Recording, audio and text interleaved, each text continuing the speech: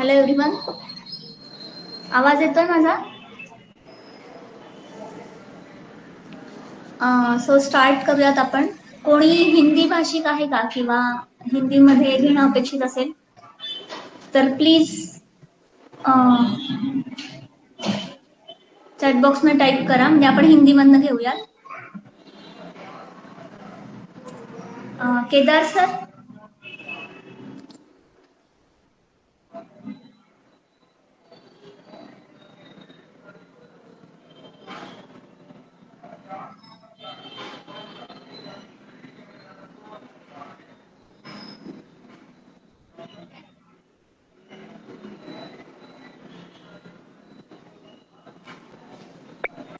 Madam काय म्हणताय sir? आवाज क्लिअर आहे? तुमचा क्लिअर आहे मॅडम. बरं, हिंदी साईडर आहेत का कोणी? हिंदीतनं घेणं अपेक्षित आहे का? ठीक आहे मॅडम, हिंदीतच घेऊया कारण बरेच बरोबर, ठीक है। आज ठीक है। हम इस सेशन में जो कल सीखने वाले हैं, आवाज आ रही है क्लियर सबको? येस मॅडम, आवाज क्लियर आहे तुमचा। ओके, ठीक है। सबसे पहले हम आज देखेंगे फलग्रुत। फलग्रुत के पहले मैं आपको कंटेंट और फलश्रुति बताती हूँ, फिर इसे स्टेप बाय स्टेप देखेंगे।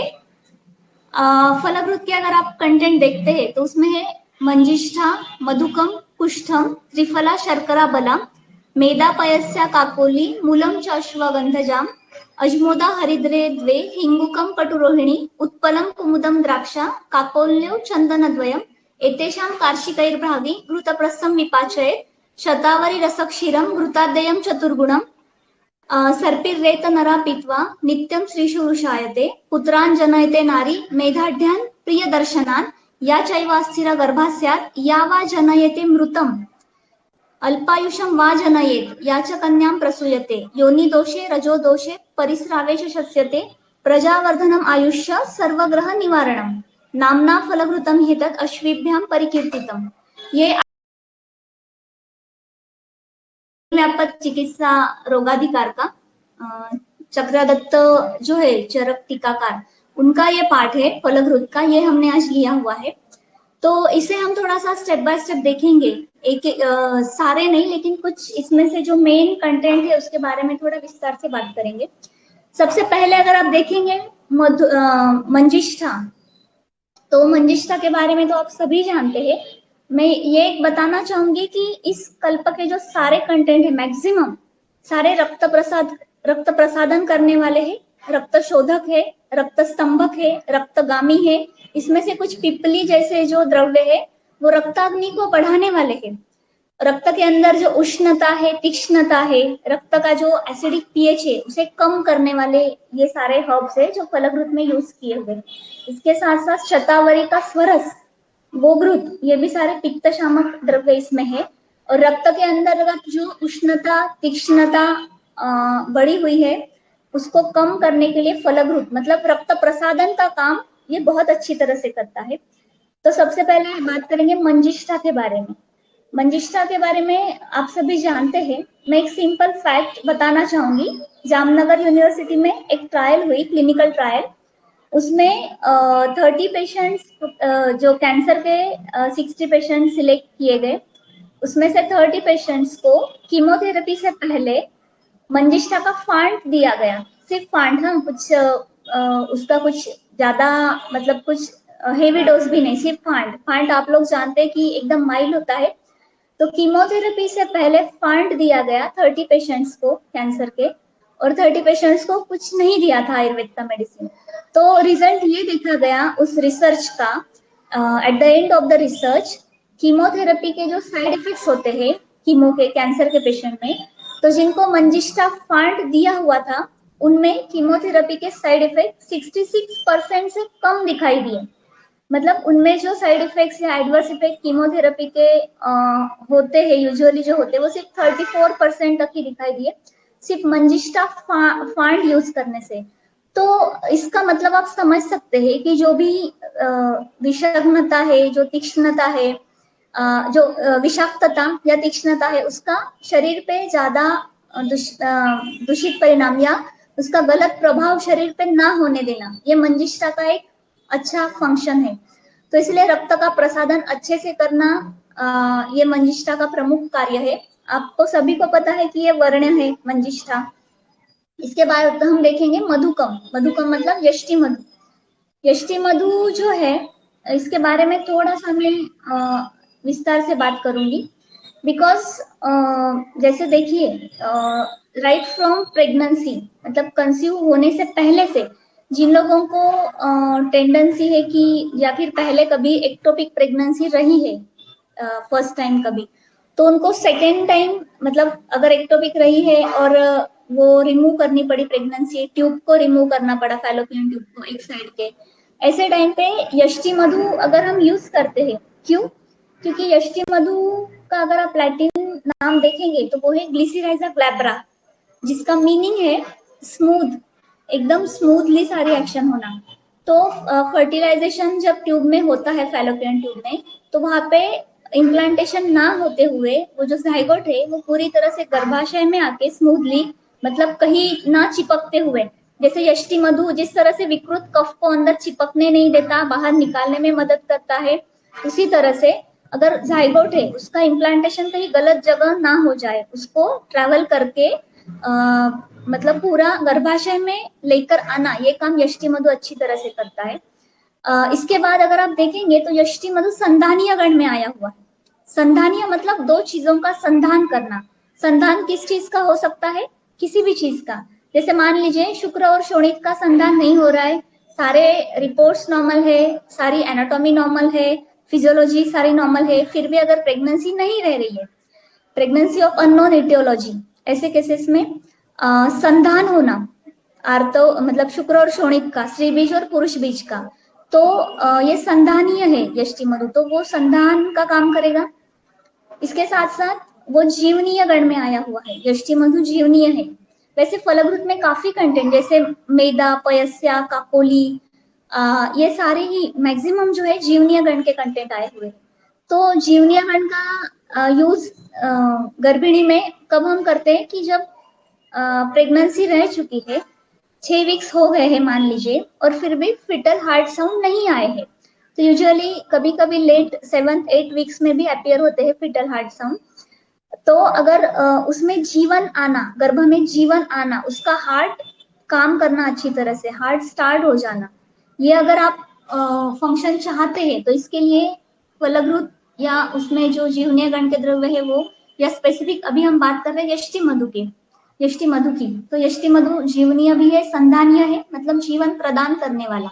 संधानीय मतलब मान लीजिए कहीं दो बोन्स के बीच में कहीं फ्रैक्चर है या लिगामेंट में टीयर है, कहीं भी कोई भी इंजुरी है शरीर में, तो जोड़ने का काम जो एक्सपेक्टेड है, जो जरूरी है, वो जोड़ने का काम जो है यष्टि मधु करता है। इसके साथ साथ यष्टि मधु आप सभी को पता है कि वर्ण है, कंडुग्न है, मूत्र विरजनीय गण में आया हुआ है, शोणित स्थापन है, छर्दी निग्रहण है, वमनोपग है, स्नेहोपग है। ठीक है, जहाँ पे कहीं भी स्नेहन एनहांस करने की आवश्यकता है वहां पे यष्टि मधु स्नेहोपग का कार्य करेगा। देखिए यष्टि मधु जो है ना, वो वामक भी है। अगर आप वामक द्रव्य देखेंगे, मदन मधु कलंबा, निम्ब बिंदी विशाला, तो वामक गण में भी यष्टि मधु आया हुआ है, वामक जो शोधन द्रव्य है उसमें, और छर्दी निग्रहण गण में भी आया हुआ है। तो फिर आप सोचेंगे कि ऐसा कैसे हो सकता है, अगर कोई वामक है या वमनोपग है तो वही छर्दी निग्रहण कैसे हो सकता है? तो जो हमें इंड्यूस्ड वोमिटिंग करनी है या जब विकृत कफ है उसे बाहर निकालना है, तो वमनोपग काम करेगा यष्टि मधु, और वामक भी काम करेगा। और वही जब छर्दी मतलब नेचुरली वोमिटिंग हो रही है किसी वजह से, तो उसको रोकने का काम, मतलब वमन जो होता है वो इंड्यूस्ड होता है, छर्दी जो होती है वो नेचुरल होती है, तो नेचुरल वोमिटिंग्स को रोकने का काम यष्टि मधु करता है। इसके साथ साथ वो आस्थापन उपग है, काकोल्यादि गण में आया हुआ है, सारीवादी गण में है, अंजनादि गण में है। सबसे मेन फलभृत में जो है यष्टि मधु, तो इसमें इसका काम क्या है कि ये रक्तगामी है, रक्त शोधक है, रक्त स्तंभक है, रक्तवर्धक है। यष्टि मधु शुक्रवर्धक है, वाजिकर है, इसलिए इसके बहुत बहुत बड़ा रोल है। अगर आप बिफोर प्रेगनेंसी देखने जाए तो जिनको पहली कभी एक्टोपिक प्रेगनेंसी रह गई है उनको हम देते हैं।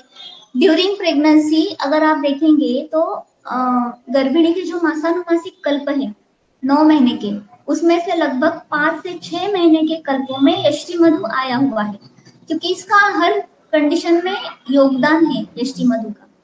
तो वर्ण है, मेघ है।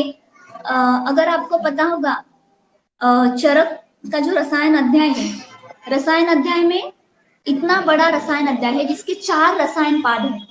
4 पाद में मेघ रसायन सिर्फ 2 लाइन में आचार्य चरक ने बताए हुए। क्षीरेण यष्टि मधुकस्य चूर्णम रसो गुडुचास्तु। तो इस तरह से ये जो सिर्फ 4 मेघ द्रव्य बताए गए हैं उसमें एक यष्टि मधु है। तो वो मेघ भी है, वर्ण्य भी है, संधानीय है, जीवनीय है, जहाँ पे जीवन देने की जरूरत है। ऐसे नहीं कि एक बार फिटल हार्ट साउंड आए थे और बाद में बंद हो गए किसी कारणवश, तब उसका यूज नहीं होगा। लेकिन जब 7 वीक हो गए हैं, 8 वीक हो गए हैं, तब तक अगर फिटल हार्ट साउंड नहीं आए हैं तो आप 2 हफ्ते तक यष्टि मधु देकर देख सकते हैं पेशेंट को। इसके बाद हम देखेंगे कुष्ठ। कुष्ठ जो है वो भी शुक्र शोधन है, कुष्ठ भी रुष्य है, मतलब शुक्रवर्धक गुण है कुष्ठ इस वनस्पति में। इसके बाद फलग्रुत में आता है त्रिफला। त्रिफला त्रिफला की अगर हम बात करेंगे तो त्रिफला जो है, त्रिफला कफ पित्तग्नि मेह कुष्ठ हरासरा चक्षुषा दीपनी रुच्चा विषम ज्वर नाशिनी। त्रिफला जो है वो कफ पित्तग्नि है, मेहग्न है, कुष्ठग्न है, सर है, इसके साथ साथ विषम ज्वर नाशिनी, चक्षुषा दीपनी रुच्चा चक्षुष है। तो इसीलिए मेहग्न भी है, चक्षुष भी है।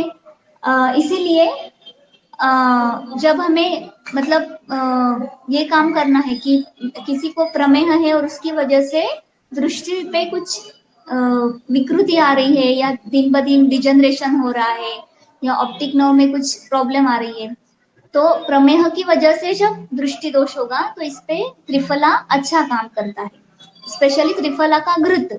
देखिए आज हम बात कर रहे हैं अभी फलघृत की, तो ऐसा क्यों बनाया है, इसे इजीली कुछ पैलेटेबल क्यों नहीं बनाया, क्यों घृत के फॉर्म में बनाया होगा ये फलघृत? क्योंकि जो चीजें फैट सोल्यूबल है, जो विटामिन फैट सोल्यूबल है, वो घृतों के माध्यम से ही आचार्यों ने बताई हुई है। या जिनका जो गामित्व है वो अस्थि धातु पे है, मज्जा धातु पे है, शुक्र धातु पे है, ऐसे कल्प ज्यादातर घृत स्वरूप में बनाए गए। तो इसलिए कुछ लोग बोलते हैं ना कि घृत नहीं चाहिए हमें, फलघृत की कैप्सूल भी आती है, मैं उसके अगेंस्ट नहीं हूँ, लेकिन जो कल्प जिस स्वरूप में दिया हुआ है उसका उसमें बहुत बड़ा महत्व होता है। जैसे कि एक एग्जांपल देती हूँ आपको, अगर हृदरोग के पेशेंट में अर्जुन क्षीरपाक देने का निर्देश है, तो अर्जुन क्षीरपाक है क्यों? क्योंकि अर्जुन में जो कोएंजाइम क्यूटेन है जो हार्ट का पंपिंग बढ़ाता है, लेफ्ट वेंट्रिकुलर इजेक्शन फ्रैक्शन मतलब एलवीईएफ जो बढ़ाता है, कोएंजाइम क्यूटेन, वो फैट सोल्यूबल है। इसीलिए अर्जुन क्षीरपाक जो दिया हुआ है हृदरोग में आचार्यों ने, वो मतलब फैट के साथ, दूध के साथ उसका क्षीरपाक बनाकर पीने का निर्देश है। तो इसलिए जो कल्प स्पेसिफिक जैसे बताया है ना, वो ज्यादा फलदायी होते हैं उस स्वरूप में। तो त्रिफला जो है इसका हम अलग अलग से भी थोड़ा अगर देखेंगे तीनों आमल की, हरितकी और विभितक के बारे में, तो हरितकी जो है ना वो भी गर्भ स्थापक है, गर्भाधान में, गर्भ रहने में हरितकी मदद करती है। और आमलकी का अगर आप देखेंगे तो आमलकी के गुण इन शॉर्ट क्या बताए है, हरितकी समम धात्रिफलम किंतु विशेषतः रक्तपित्त प्रमेहग्नम परम वृक्षम रसायनम। परम वृक्ष है आमलकी, मतलब परम वाजिकर है, रसायन भी है। हरितकी के और आमलकी के गुण सिमिलर ही है, हरितकी भी एक रसायन है। इसके साथ साथ विभितक जो है वो भी एजिंग प्रोसेस को रोकता है, हेयर ग्रेइंग को रोकता है। विभितक जो है वो ओजोवर्धक है, किसी भी कारणवश अगर ओज क्षय है तो उसको रोकने का, स्पेशली जब धातु क्षय है, राजक्षमा है और क्षयज कास है, ऐसी कंडीशन में धातु क्षय को रोकने का काम और ओज को बढ़ाने का काम विभितक करता है। इसके बाद विभितक मतलब बेहेड़ा, कुछ लोग गलती से विभितक को भल्ला तक से कंपेयर करते हैं, मैं बात कर रही हूँ विभितक मतलब बेहेड़े के बारे में, जो त्रिफला के 3 कंटेंट है, आम्लकी, हरितकी और विभितकी। इसके बाद हम देखेंगे शर्करा। शर्करा जो है इसमें आई हुई मतलब मिश्री, जिसे खंड शर्करा भी कहा जाता है, वो शारंगधर के वृक्ष के एग्जाम्पल में आया हुआ है। शारंगधर का जो दीपन पाचन परिभाषा शारीर का अध्याय है, उसमें जो वृक्ष की व्याख्या है, वाजीकरण की व्याख्या है, उसके उदाहरण में मिश्री आया हुआ है। तो मिश्री जो है खंड शर्करा, ये बहुत अच्छा वाजीकर है। फ्रुक्टोज कंटेंट को बढ़ाने वाला है। सीमेंट एनालिसिस में जो फ्रुक्टोज देखते हैं, तो वो जो कंटेंट है फ्रुक्टोज सीमेंट में, उसको बढ़ाने का काम मिश्री करती है, खंड शर्करा। मिश्री जो आप कहेंगे कि क्या डिफरेंस है सामान्य शर्करा में और मिश्री में, तो सामान्य शर्करा जो है वो पित्त को बढ़ाने वाली होती है, क्लेद को बढ़ाने वाली होती है, लेकिन मिश्री जो है ये पित्त शामक है, तृष्णा शामक है, बल्य है, पुष्टिकर है। इसके बाद आ जाते हैं नेक्स्ट कंटेंट पे, बला। बला जो है वो मसल टोन बढ़ाने के लिए, शरीर के धातुओं का बल बढ़ाने के लिए बला जो है वो यूजफुल है। इसके साथ साथ बला के थोड़े से अगर आप ग्रंथोक्त गुणधर्म देखेंगे, तो वो है बला शुक्रल है, प्रजास्थापन। प्रजास्थापन है मतलब गर्भाधान में हेल्पफुल है, गर्भाशय दौर्बल्य को कम करता है, सांग्राहिक बल्य वातहराणाम, ये चरक के सूत्र स्थान के 25वें अध्याय मतलब अग्र संग्रह में आया हुआ है कि बला जो है वो सांग्राहिक बल्य वातहराणाम, इसमें वो श्रेष्ठ है। इसके साथ साथ रक्त पित्त क्षयम हंति बल ओजो वर्धयत्यपि, बल और ओज वर्धन का काम बला करती है। बला बल्य है, ब्रुहणीय है और प्रजास्थापन गण में आई हुई है, इसलिए बला का जो रोल है फलभूत में बहुत महत्वपूर्ण है। इसके बाद देखेंगे इस अगला कंटेंट है मेदा। मेदा पयस्या काकोली मूलम चैवाश्वगंधजम। मेदा भी शुक्रशोधक है, प्लेग्यनाशक है मेदा, रक्तस्रावे जो युज्यते, ऐसा वर्णन मेदा के बारे में आया हुआ है। इन शॉर्ट अगर आप देखेंगे तो सारे रक्त प्रसादन, रक्त स्तंभन करने वाले मेडिसिन फलभूत में है। और ये जो है मेदा, पयस्या, काकोली, मधुकम मतलब यष्टि मधु, ये मैक्सिमम जीवनीय गण के कंटेंट फलभूत में आए हुए हैं। तो गर्भ को जीवन देने के लिए, क्योंकि बाद में आप देखेंगे जो फलश्रुति में आए हुए हैं कि बार बार गर्भस्राव होना या गर्भाधान ना होना या मृत गर्भ हो जाना, ऐसी सारी ही कंडीशंस में फलभूत उपयुक्त है। तो इसमें ये सारे जीवनीय गण के कंटेंट है। इसके बाद है अश्वगंधा। अश्वगंधा जो है आपको पता है सभी को कि सौमनस्य गर्भधारणा नाम मतलब गर्भाधान के लिए सबसे मेन क्या है कि सौमनस्यता, सुमनस्वता, उस नारी की विशेषता। तो वो स्ट्रेस में नहीं होनी चाहिए, वो डिप्रेशन में नहीं होनी चाहिए, वो जितने रिलैक्स और नॉर्मल रहेगी उतना प्रेगनेंसी आसानी से रह सकती है। तो अश्वगंधा क्या है, अश्वगंधा का अगर आप लैटिन नेम देखेंगे वो है विटानिया सोमनीफेरा। सोमनीफेरा मतलब स्लीप इंड्यूसिंग, एक कामनेस और पीसफुल, कामनेस की और पीस की जो फीलिंग होती है वो अश्वगंधा से आती है। नेचुरल स्लीप जो होती है वो अश्वगंधा से आती है।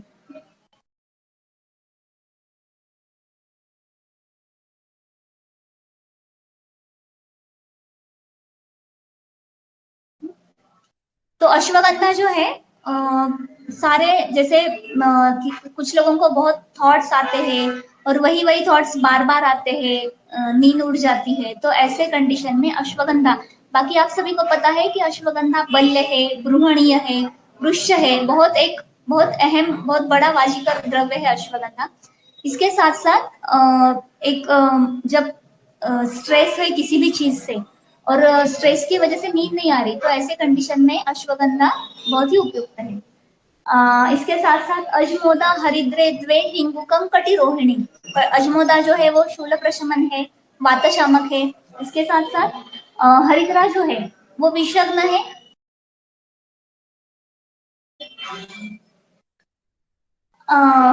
पित्त स्कंद में है, पित्त विरेचक है हरिद्रा, कृमिघ्न है, रक्त प्रसादक है, रक्तवर्धक है। तो ये सारे बाकी और भी जो रक्त प्रसादन का कार्य है हरिद्रा का, इसलिए उसको वर्ण मानते हैं या सारे लेपों में उसको यूज करते हैं, ये आप सभी को पता है। हरिद्रा द्वे मतलब दूसरा जो है दारू हरिद्रा। दारू हरिद्रा गर्भाशय शोथ को कम करता है, गर्भाशय स्राव में उपयुक्त है, श्वेत प्रदर में उपयुक्त है, रक्त प्रदर में उपयुक्त है, यकृतगामी है, यकृत उत्तेजक है, तो इसलिए यकृत के विकार जो है दारू हरिद्रा कम करते हैं। इसके बाद इसमें जो ये सारे है उसमें है उत्पलम कुमुदम द्राक्षाम काकोल्यव चंदन द्वयम। उत्पल और कुमुद, देखिए चंदन के दोनों भेद इसमें बताए गए हैं फलग्रुत में। और इसके साथ साथ कमल के भी दोनों भेद, उत्पल और कुमुद दोनों भेद, श्वेत चंदन और रक्त चंदन, कमल के दो भेद उत्पल और कुमुद, ये दोनों यूज किए हुए इसमें। तो एकदम शीत गुणात्मक, रक्त की तीक्ष्णता उष्णता को कम करने वाले, इसीलिए सर्वाइकल इरोजन में भी ये फलग्रुत उपयुक्त है। इसके साथ साथ अगर आप कमल के बारे में थोड़ा सा देखेंगे तो कमल जो है वो निर्मिति का प्रतीक है। निर्मिति करने वाले जो ब्रह्मदेव है, ब्रह्मदेव जो निर्मिति तत्व के मुख्य है, वो कमल में विराजमान होते हैं, कमल के फूल में विराजमान होते हैं ब्रह्मदेव। तो अगर निर्मिति तत्व करने वाले ब्रह्मदेव कमल में विराजमान है, इसका मतलब निर्मिति तत्व जो है कमल के फूल से या कमल के ओवरऑल जो पार्ट से, उससे निर्मिति तत्व में वो सारी चीजें बहुत उपयोगी है। इसलिए जो कमल का बीज होता है ना, जिसे मखाना कहा जाता है, मखाणम कफ पित्तग्नि, तो उसकी भी फलश्रुति में आया हुआ है कि गर्भ स्थापनम परम, गर्भ स्थापना के लिए, एक तो गर्भ रहने के लिए और गर्भ स्थिर होने के लिए ये जो मखाना मतलब कमल का ये जो बीज है ये परम औषध है। मतलब डाइटरी पार्ट में अगर हम मखाना यूज करते हैं तो वो भी गर्भ स्थापना का काम करते हैं। तो इसमें उत्पल और कुमुद दोनों भी कमल के भेद आए हुए हैं, क्योंकि निर्मिति तत्व के लिए, गर्भधारणा के लिए, गर्भ स्थिर होने के लिए कमल का रोल महत्वपूर्ण है। इसके बाद इसमें आया हुआ है द्राक्षा। द्राक्षा जो है, द्राक्षा ब्रूहणीय है, संतर्पणीय है। आप पूछेंगे कि क्या फर्क है संतर्पण और ब्रूहण में, तो संतर्पण जो है वो रसधातु का संतर्पण होता है, रसधातु का पोषण करने वाला जो भी द्रव्य है उसे संतर्पणीय कहा जाता है, और जो मांस धातु की पुष्टि करेगा उसे ब्रूहणीय कहा जाएगा। तो द्राक्षा जो है वो संतर्पण भी करता है, ब्रूहण भी करता है, इसलिए आयुर्वेद ने द्राक्षा को सबसे मेन फल बताया है कि फलों में सबसे उत्तम द्राक्षा फलोत्तमा वृक्षा। द्राक्षा जो है वो वृक्ष है और सारे फलों में उत्तम है, वृक्ष है मतलब वाजिकर है द्राक्षा, तो वो भी इसमें आया हुआ है। इसके बाद है चंदन और रक्त चंदन। चंदन जो है ना वो पुणपगंधी आर्तव, पूययुक्त आर्तव, पुणपगंधी या फिर दूषित शुक्र, त्रिदोष दूषित शुक्र, शुक्रमेह, श्वेतपदर, श्वेतप्रदर, रक्तप्रदर, इन सभी में चंदन जो है वो उपयोगी है। और फलग्रुत में श्वेत चंदन, रक्त चंदन दोनों भी आए हुए हैं। इसके बाद है एतिशाम कार्शिकैर भागे घृत प्रस्थम पिपाचय। इसको घृत के साथ इसका पाचन करना है, मतलब घृत में सिद्ध करना है। और इसके साथ साथ शतावरी रसक क्षीरम घृतादेयम चतुर्गुणम। शतावरी का स्वरस है इसमें, और गोदुग्ध जो है वो इसके 4 गुना है, किसके, घृत के 4 गुना है। घृतादेयम चतुर्गुणम, शतावरी रसक क्षीरम मतलब शतावरी का स्वरस और क्षीर, ये जो दोनों है ये घृतादेयम चतुर्गुणम, घृत से चतुर्गुण की मात्रा में। तो घृत इसमें पड़ता है 80 तोला और 320 तोला शतावरी का स्वरस, 320 तोला गोदुग्ध, इसमें आया हुआ है। अब देखिए ये कल कितना किस किस तरह से एसिडिक लेवल, ब्लड का एसिडिक पीएच कम करने के लिए कितना उपयोगी होगा। इसमें घृत भी है, इसमें शतावरी भी है, इसमें चंदन है दोनों तरह के, इसमें कमल है 2 तरह के, इसमें द्राक्षा है, इसमें यष्टि मधु है, तो इसमें मेदा है, काकोली है, जीवनीय गण के द्रव्य है। तो इसलिए जिसे शरीर के धातुओं को बढ़ाना, ओज का वर्धन करना, इसके साथ साथ ही कुछ शोधन जैसे कटुरोहिणी, हिंगुकम, अजमोदा, हरिद्रा द्वे, इस तरह के शोधन कंटेंट भी इसमें आए हुए हैं कि शरीर का शोधन भी करेंगे, इसके साथ साथ ग्रहण भी करेंगे, और रक्त के अंतर्गत जो तीक्ष्णता, उष्णता, एसिडिक लेवल है वो सारी कम करेंगे। इसमें शतावरी रस जो है, शतावरी स्वरस काफी अच्छी मात्रा में है। जो पाठ हमने चक्रदत्त का लिया है, आचार्य चक्रदत्त का, इसमें शतावरी स्वरस ज्यादा मात्रा में है।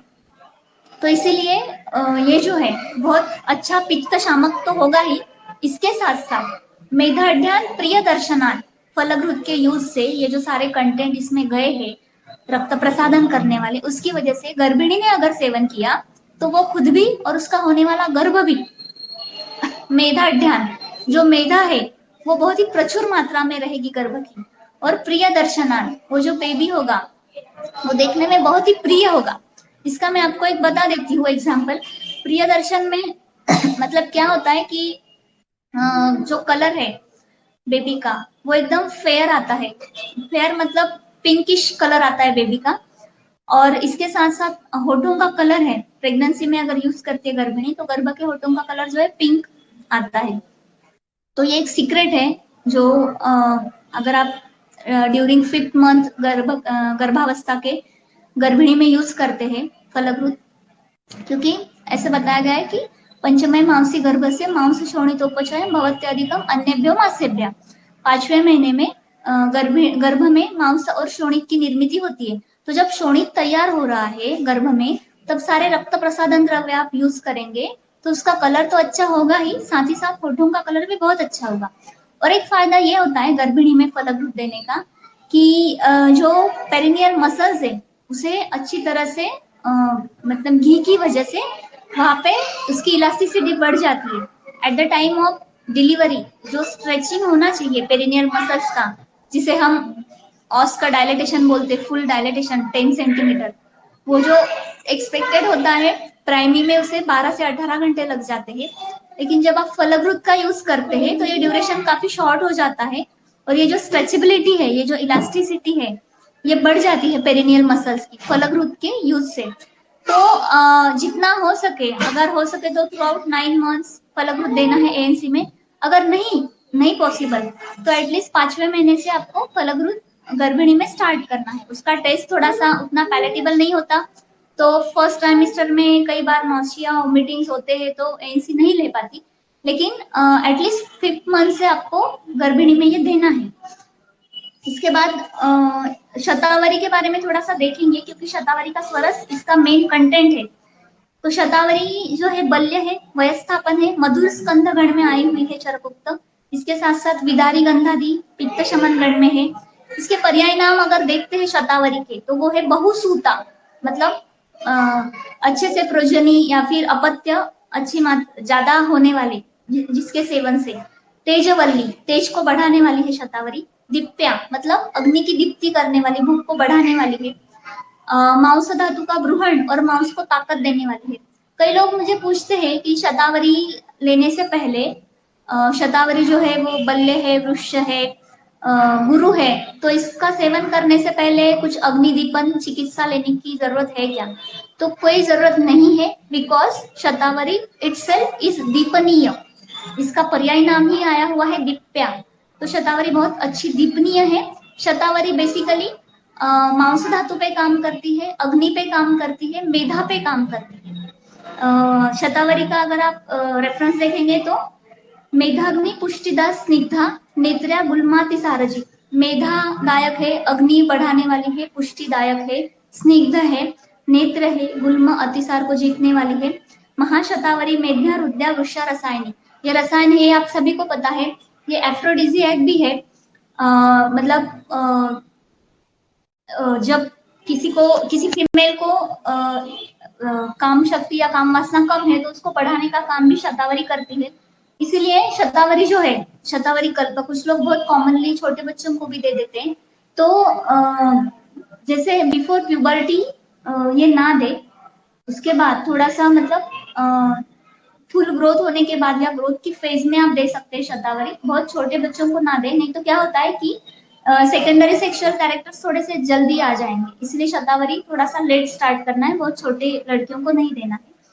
तो इस तरह से शतावरी हमने देखा है, इसमें बार बार मेधा और अग्नि और बलवर्धन ये फलश्रुति रिपीटेडली आई हुई है। उसी श्लोक में एंड ये है कि महती चैव रुद्याच मेध्याग्नि बलवर्धनी, फिर से वही आया हुआ है कि ये बहुत अच्छी तरह से मेधा को बढ़ाती है, अग्नि को। ठीक है, तो इस तरह से शतावरी का हमने देखा। इसके साथ साथ इसमें इसके बाद हम फलश्रुति थोड़ा सा विस्तार से देखेंगे।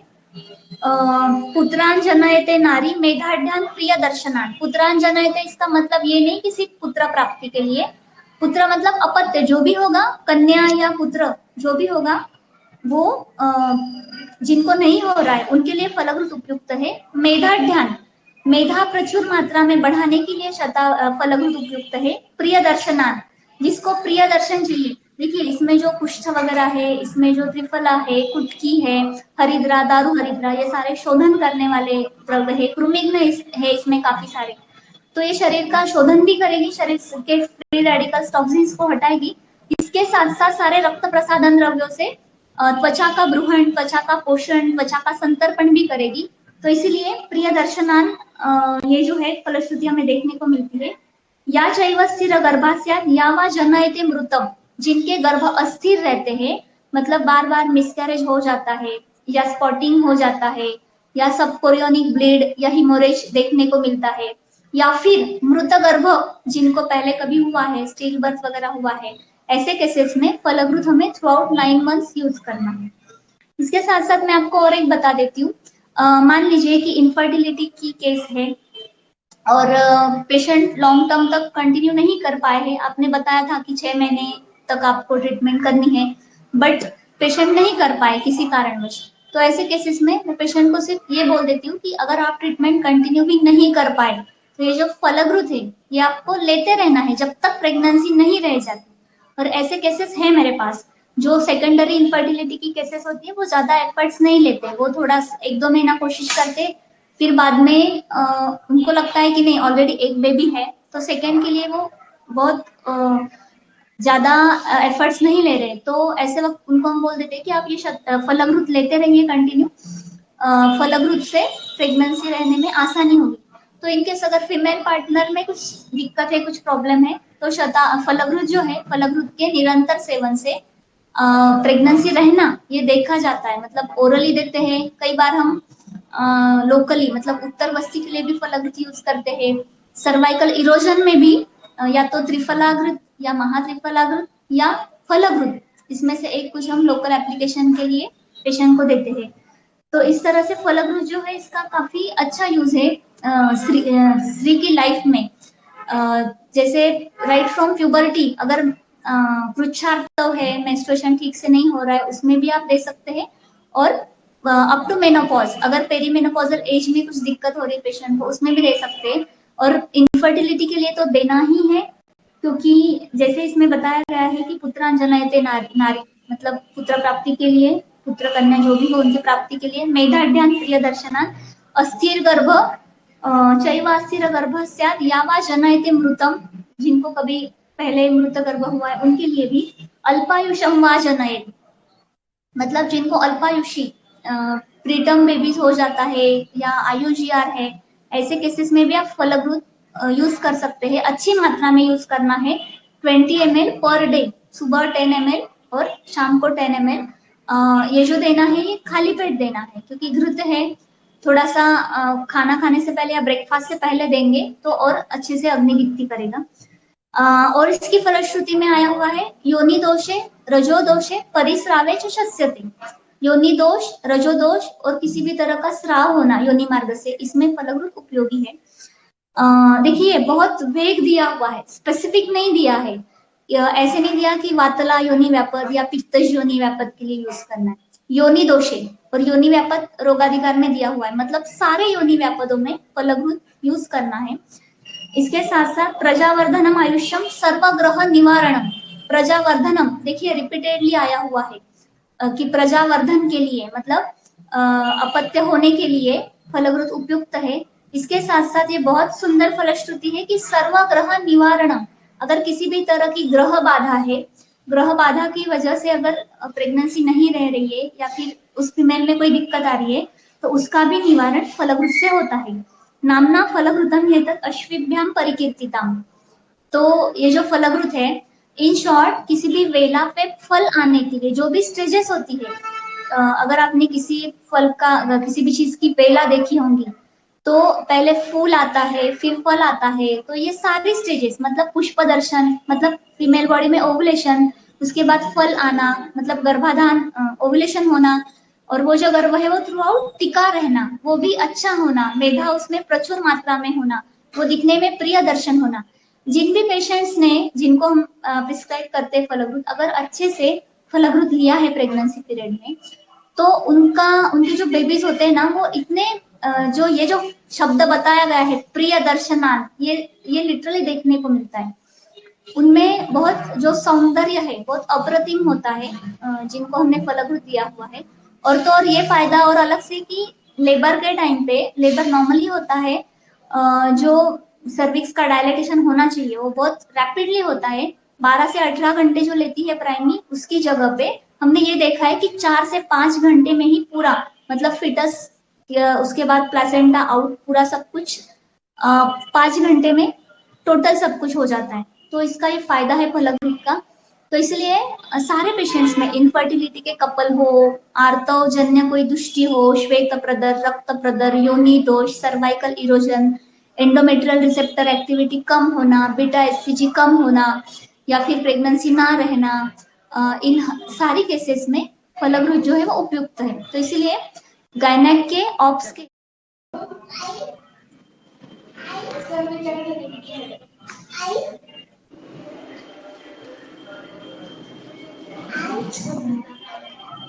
डिस्कनेक्ट हो गया था शायद।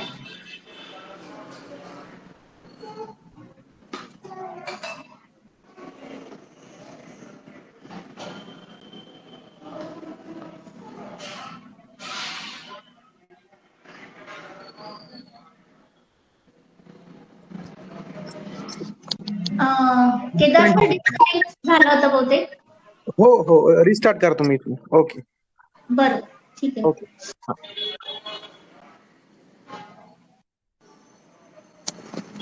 आवाज क्लियर है आप सब लोगों को? आवाज आ रही है क्लियरली?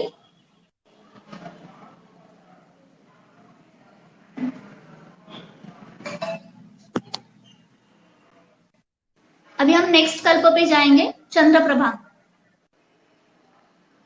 चंद्रप्रभा का पहले मैं आपको कंटेंट और फलश्रुति बता देती हूँ, और फिर same one by one content देखेंगे। चंद्रप्रभा को श्री मित्र कहा गया है। चंद्रप्रभा के कंटेंट देखेंगे तो उसमें चंद्रप्रभा वचा मुस्ता भूनिंब सुरदारवः हरिद्र अति विषादार्वी पिप्पलीमूल चित्रकम त्रिवृद्धांति पत्रकम च त्वगेला वंशलोचनम प्रत्येकम कर्ष मात्राणि कुर्यादेतानि बुद्धिमान धान्यकम त्रिफला चव्यम विडंगम गज पिप्पली सुवर्णमाक्षिकं व्योषं द्वौ क्षारौ लवणत्रयम् एतानि शाणमात्राणि संगृह्णात् पृथक् पृथक् द्विकर्षं हतलोह स्यात् चतुष्कर्षसिता भवेत् शिलाजतु अष्टकर्ष स्यात् अष्टकर्षश्च गुग्गुलु विधिना योजितैरेते कर्तव्या गुटिका शुभा चंद्रप्रभेति विख्याता सर्वरोग प्रणाशिनी दंतरोगम नेत्ररोगम स्त्रीणाम् आर्तवजां रुजां पुंसां शुक्रगतान् दोषान् मंदाग्निम अरुचिम तथा कासम श्वासम तथा कुष्ठम अग्निमांद्यम अरोचकम वात पित्त कफ व्याधि बल्या वृषा रसायनी समाराध्यम शिवम तस्मात् प्रयत्नात् गुटिकामिमां प्राप्तवास चंद्रमा यस्मात् तस्मात् चंद्रप्रभा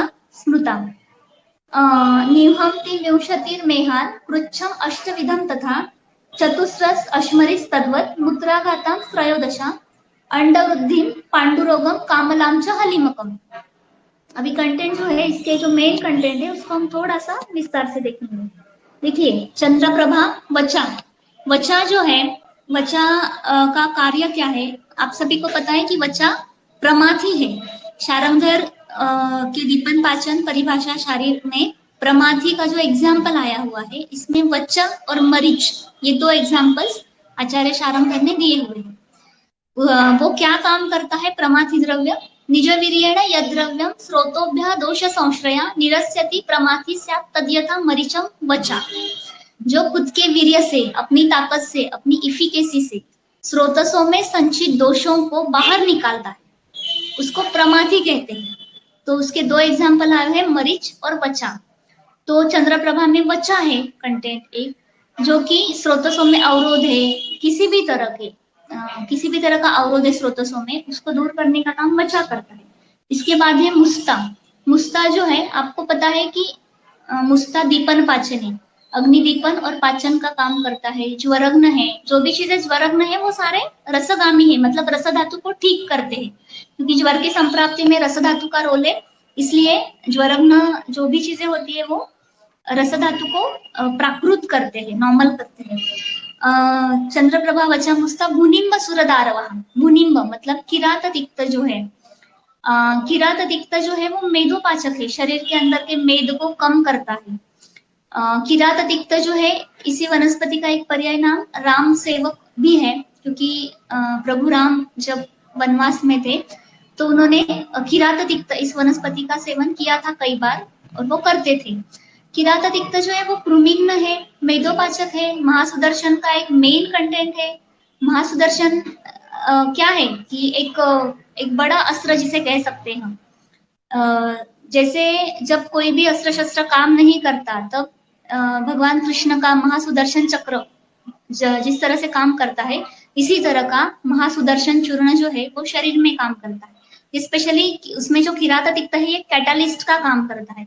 किरात का अगर आप संस्कृत मीनिंग देखेंगे तो ट्रैप या हंटिंग के लिए जो लोग जाते हैं, वो जो हंटर होते हैं जो एक जाल बिछाते हैं, तो उस तरह का काम किरात तिक्त करता है कि शरीर के सारे दोषों को, कृमियों को अपने ट्रैप में ले लेना और उसको शरीर के बाहर निकालना। अगर आप देखेंगे तो मेदोपाचक योग में भी किरात तिक्त आया हुआ है। किरात तिक्त अमृताच चंदनम विश्व भेषजम, ये मेदोपाचक योग है, तो मेद को कम करने वाला है किरात तिक्त। इसके बाद है सूरदारवा, सूरदारु जो है देवदारु, उत्कृष्ट वात शामक है, उत्कृष्ट आम पाचक है। देखिए पहले हमने देखा वच्चा जो स्रोतसों का अवरोध दूर करेगी, उसके बाद है मुस्ता, शरीर के अंदर का क्लेद जो है वो कम करेगी, दीपन पाचन का काम करेगी। उसके बाद है भूनिम्ब मतलब किरात तिक्त जो मेदो पाचन करेगी। उसके बाद है देवदारू जो आम का पाचन करेगी, शरीर में जो भी आम है, आपको पता होगा कि रासना सप्तक वात जो है, रासना सप्तक कषाय जो मेन एक कल्प है आम वात का, उसमें एक कंटेंट है सुरदारू मतलब देवदारू। तो देवदारू आम पाचन का कार्य बहुत अच्छी तरह से करता है। इसी तरह से देवदारू जो है वो आपने देखा होगा व्रण में जो ऊंड में मैगट्स होते हैं, काफी लोगों ने जिन्होंने जो जीपी करते होंगे या एलोपैथी में अगर प्रैक्टिस की होगी तो किसी भी घाव में जब कीड़े हो जाते हैं और मैगट्स होते हैं तो उसको निकालने के लिए टर्पेंटाइन ऑयल का यूज किया जाता है। तो ये जो टर्पेंटाइन ऑयल है ये देवदारू से बना हुआ है। तो देवदारू जो है वो कृमिघ्न है, तो इसीलिए इसका यूज होता है टर्पेंटाइन ऑयल का। किसी भी घाव में अगर कृमि होते हैं, वर्म्स होते हैं, कीड़े होते हैं, तो टर्पेंटाइन ऑयल डालने के बाद वो सारे बाहर निकलते हैं। देवदारू का ये एक प्रमुख कार्य है। इसके बाद है हरिद्रा, अतिविषा, दारवी, पिप्पली मूल, चित्रकम। हरिद्रा के बारे में हमने देखा है फलभूत में कि वो रक्त प्रसादन है, रक्त स्तंभन है। अतिविषा जो है वो शरीर के विषाक्त द्रव्यों को बाहर निकालती है। शरीर के अंदर जो विषारी द्रव्य है, जो विषाक्त द्रव्य है, जो फ्री रेडिकल्स है, उनको बाहर निकालने का काम अतिविषा करती है। इसके बाद है पिप्पली मूल, चित्रकम। ये जो है अग्नि पे काम करने वाले हैं। पिप्पली जो है वो रक्त अग्नि को बढ़ाने वाली है, रक्त धातु का जो अग्नि है उसको बढ़ाने वाली है। पिप्पली रक्तगामी है, रक्तवर्धक है। रक्त धातु पे पिप्पली का बहुत अच्छा काम है। चित्रक जो है वो भी अग्निदीप्ति के लिए उसके सारे पर्याय नाम ही सजेस्ट करते हैं कि वो किस तरह से अग्नि को बढ़ाता है। त्रिवृत दंती पत्रकम च वगेला वंशलोचनम, त्रिवृत्त और दंती जो है विरेचक है, ये आप सभी को पता है। उसके बाद इसमें त्रिजात आया हुआ है, पत्रकम च वगेला वंशलोचनम।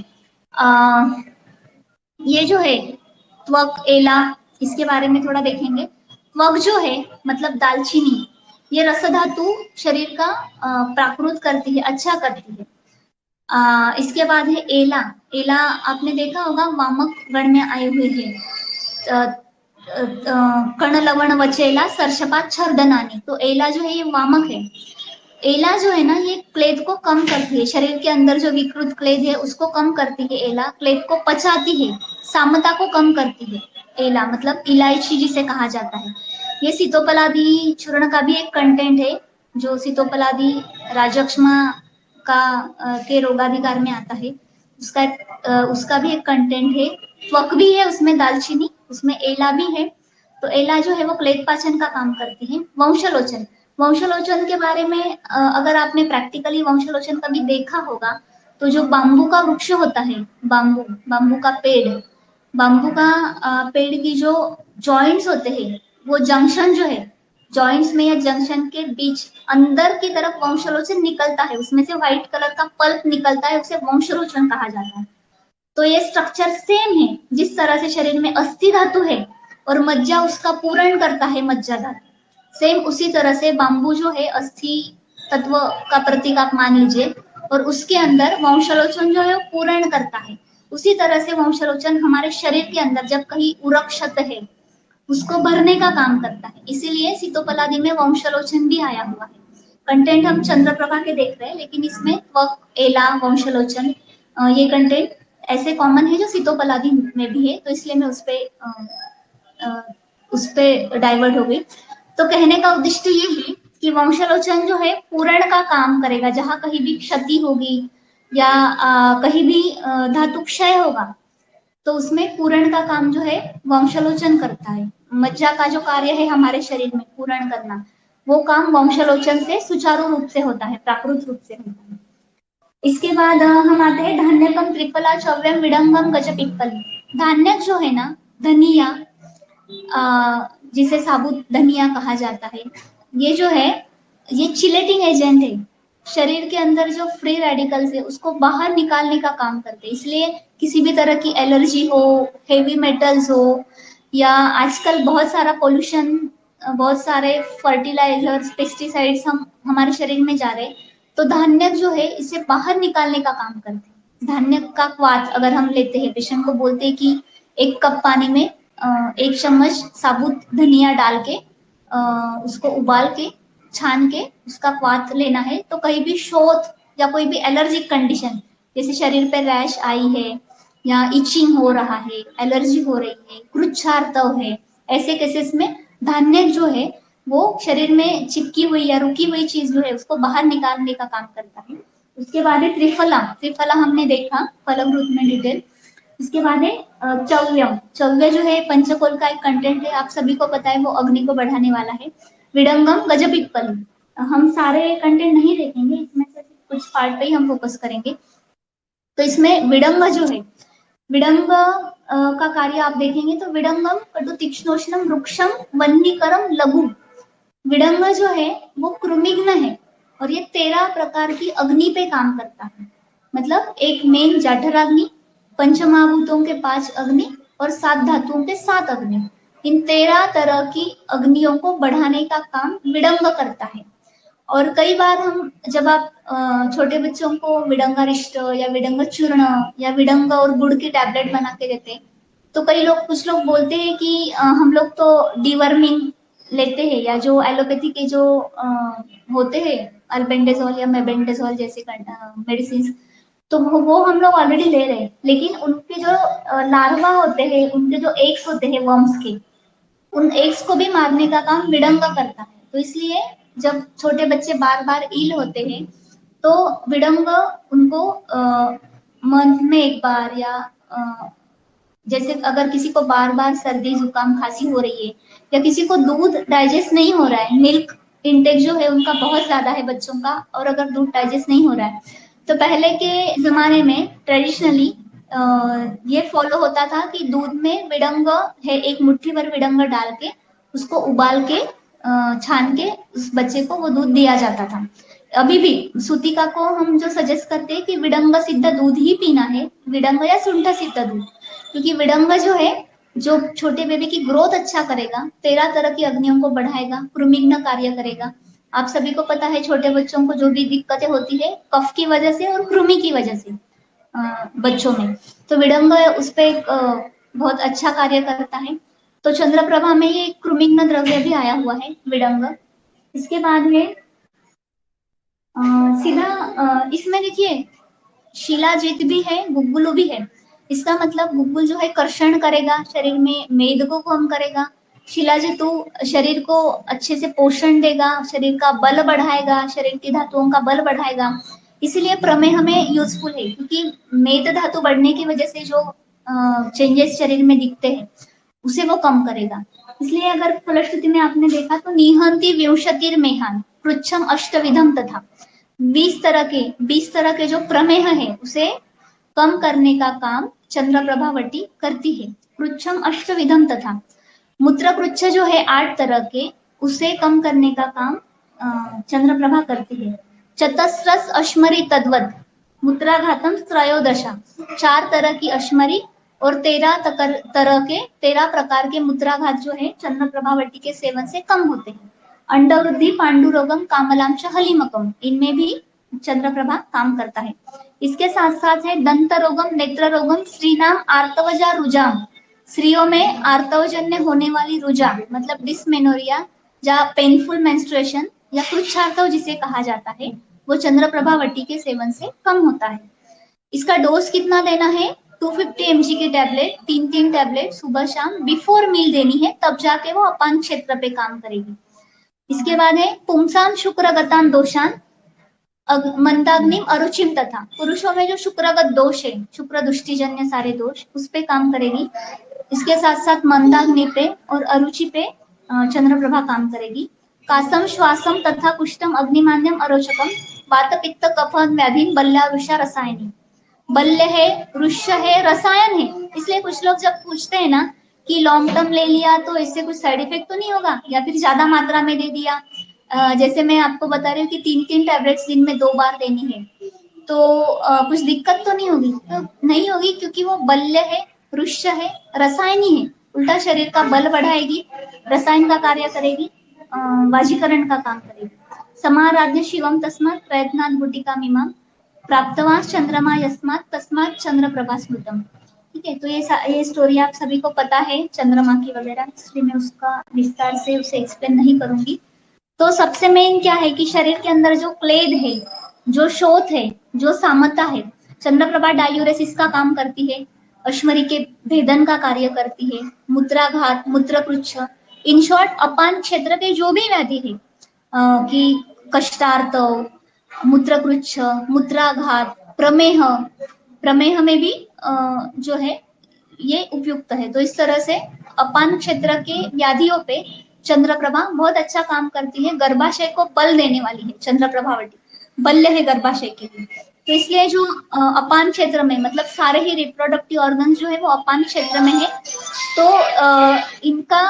इनकी अच्छी तरह से केयर लेने के लिए चंद्रप्रभा यूजफुल है। इसीलिए शायद चंद्रप्रभावती को श्री मित्र कहा जाता है। ठीक है केदार सर, यहाँ पे चंद्रप्रभावती भी खत्म हुआ, यहाँ पे हम एंड कर सकते हैं मीटिंग। किसी को कुछ क्वेश्चंस होंगे तो मुझे प्लीज पर्सनली टेक्स्ट कर दीजिए, मैं अपना नंबर शेयर कर देती हूँ। नंबर ले लीजिए 9421885129। मैं रिपीट कर रही हूँ 9421885129। हाँ मैडम, मैं ग्रुप में भी शेयर कर दूंगा आपका नंबर, और ये लेक्चर जब अपलोड होगा तब भी शेयर करेंगे। हम अभी लेक्चर एंड कर सकते हैं madam. Thank you very much आपका सेशन कंडक्ट करने के लिए। बहुत सारा टेक्निकल प्रॉब्लम हुआ आज, थोड़ा बारिश की वजह से हुआ और नेटवर्क इशू बहुत था, तो उसके बावजूद भी आपने बहुत अच्छा सेशन कंडक्ट किया। बहुत सारे कल्पों का अध्ययन हमने आज सीखा है, तो इसका समरी भी हम ग्रुप पे अपलोड करेंगे। और कुछ स्टूडेंट्स के इंक्वायरी भी आए हैं कि गर्भ संस्कार कोर्स के लिए और गायनेकोलॉजी के कोर्सेज के इंक्वायरी आए, तो उनका भी इंफॉर्मेशन ये ग्रुप पे शेयर होगा।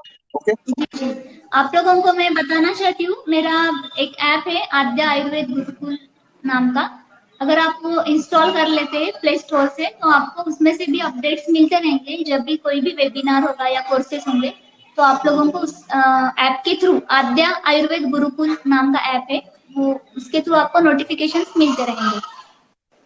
यस, और मैडम के ऐप पे हम इसी नेक्स्ट हफ्ते और एक वेबिनार है, तो उसका भी अपडेट आपको मिल जाएगा और अपने ग्रुप पे भी उसका इंफॉर्मेशन आ जाएगा। ठीक है, चलो, thank you for patiently, thanks.